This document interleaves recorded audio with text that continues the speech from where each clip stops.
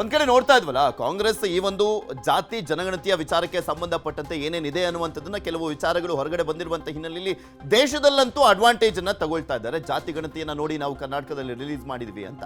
ಇದು ಕಾಂಗ್ರೆಸ್ನ ಜೊತೆಗೆ ಬಿಜೆಪಿಗೆ ಒಂದು ವಿಚಾರದಲ್ಲಿ ನೋಡೋದಾದ್ರೆ ಸಂದಿಗ್ಧ ಪರಿಸ್ಥಿತಿ ಅಂತ ಹೇಳಿದ್ರು ತಪ್ಪಾಗ್ಲಿಕ್ಕೆ. ಅಹಿಂದ ವರ್ಗದ ವಿರೋಧವನ್ನ ಕಟ್ಕೊಳ್ಳಿಕ್ಕೆ ಅವರು ರೆಡಿ ಇಲ್ಲ.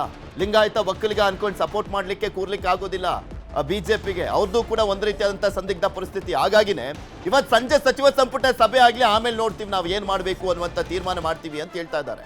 ಭಾರಿ ಹೋರಾಟಕ್ಕೆ ವಿಪಕ್ಷದಿಂದ ಪ್ಲಾನ್ ಮಾಡಲಾಗ್ತಾ ಇದೆ. ಇಂದಿನ ಕ್ಯಾಬಿನೆಟ್ ಸಭೆ ಬಳಿಕ ತೀರ್ಮಾನವನ್ನ ಕೈಗೊಳ್ತೀವಿ ಅಂತ ಹೇಳಿದ್ದಾರೆ.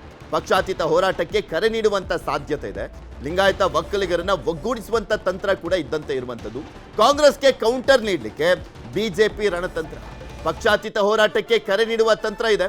ಲಿಂಗಾಯತ ಒಕ್ಕಲಿಗ ಸಮಾಜ ಸೆಳೆಯುವಂತ ಕಸರತ್ತಿನ ಜೊತೆಗೆ ಇನ್ನ ಉಳಿದಂತ ಸಮುದಾಯಗಳನ್ನ ಎದುರಾಕೊಳ್ಳಿಕ್ಕೆ ಆಗೋದಿಲ್ಲ. ಸೊ ಹೀಗಾಗಿ ಇದೊಂದು ಸೂಕ್ಷ್ಮ ವಿಚಾರ. ತುಂಬಾ ಎಚ್ಚರಿಕೆ ಹೆಜ್ಜೆಯನ್ನ ಇಡಬೇಕಾಗುತ್ತೆ ಬಿಜೆಪಿ. ಬಿಕಾಸ್ ಇಲ್ಲಿ ಲಿಂಗಾಯತರು ಒಕ್ಕಲಿಗರು ಅಂತ ಕುತ್ಕೊಂಡ್ಬಿಟ್ರೆ ದೇಶದಲ್ಲಿ ಇರುವಂತ ಬೇರೆ ರಾಜ್ಯಗಳಲ್ಲಿ ಅದು ಹೊಡ್ತಾ ಬಿದ್ದುಬಿಡುತ್ತೆ. ಸೊ ಹೀಗಾಗಿ ತುಂಬಾ ಎಚ್ಚರಿಕೆಯ ಹೆಜ್ಜೆಯನ್ನ ಬಿಜೆಪಿ ಇದರಲ್ಲಿ ಅವಲೋಕಿಸಿ ಇಡಬೇಕಾಗಿದೆ. 100 ಸಲ ಯೋಚನೆ ಮಾಡಬೇಕು ಏನ್ ನಿರ್ಧಾರವನ್ನ ಕೈಗೊಳ್ತೀವಿ ಅಂತ ವಿಚಾರದಲ್ಲಿ ಅಂತ.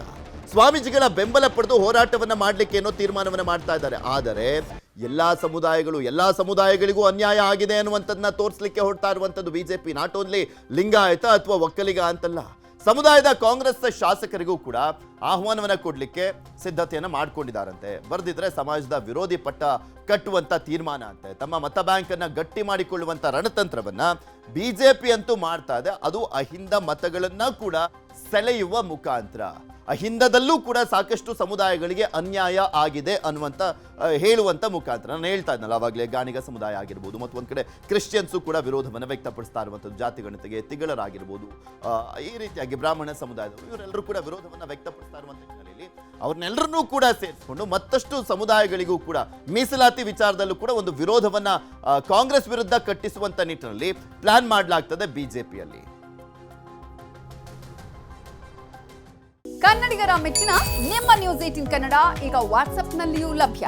ಕರ್ನಾಟಕ ಮತ್ತು ದೇಶ ವಿದೇಶದ 360 ಡಿಗ್ರಿ ಸುದ್ದಿ ವಿವರವನ್ನ ನೀವು ನಿಮ್ಮ ಕೈ ಬೆರಳುಗಳಲ್ಲಿಯೇ ಪಡೆಯೋದಿಕ್ಕೆ ಈ QR ಕೋಡ್ ಅನ್ನ ಸ್ಕ್ಯಾನ್ ಮಾಡಿ. ನಮ್ಮ ಚಾನೆಲ್ ಅನ್ನ ಫಾಲೋ ಮಾಡಿ, ನೋಟಿಫಿಕೇಶನ್ ಆನ್ ಮಾಡಿ.